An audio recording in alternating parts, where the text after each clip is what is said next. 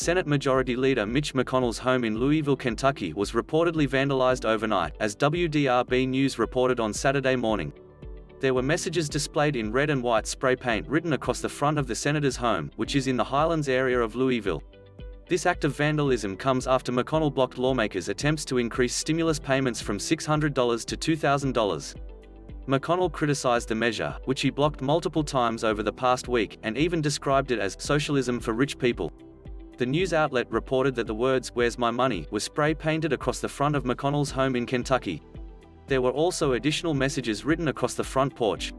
This message likely references the $2,000 stimulus check increase that McConnell blocked numerous times in the Senate, although President Donald Trump even voiced his support for increased economic impact payments.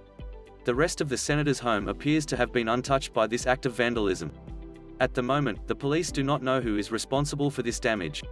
I've spent my career fighting for the First Amendment and defending peaceful protest. I appreciate every Kentuckian who has engaged in the democratic process, whether they agree with me or not, McConnell said. This is different. Vandalism and the politics of fear have no place in our society. My wife and I have never been intimidated by this toxic playbook. We just hope our neighbors in Louisville aren't too inconvenienced by this radical tantrum. McConnell was not the only lawmaker whose home was damaged overnight.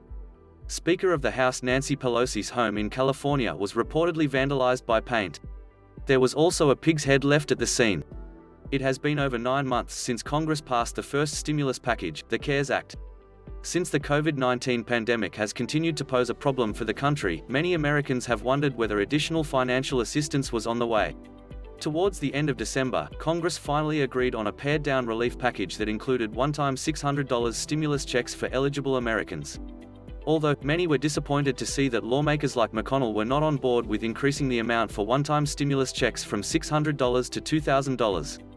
While speaking on the Senate floor on Thursday, he even compared the possible increase in the amount for stimulus checks to socialism. He said, "Socialism for rich people is a terrible way to help the American families that are actually struggling. Let me say that again. Borrowing from our grandkids to do socialism for rich people is a terrible way to get help to families who actually need it."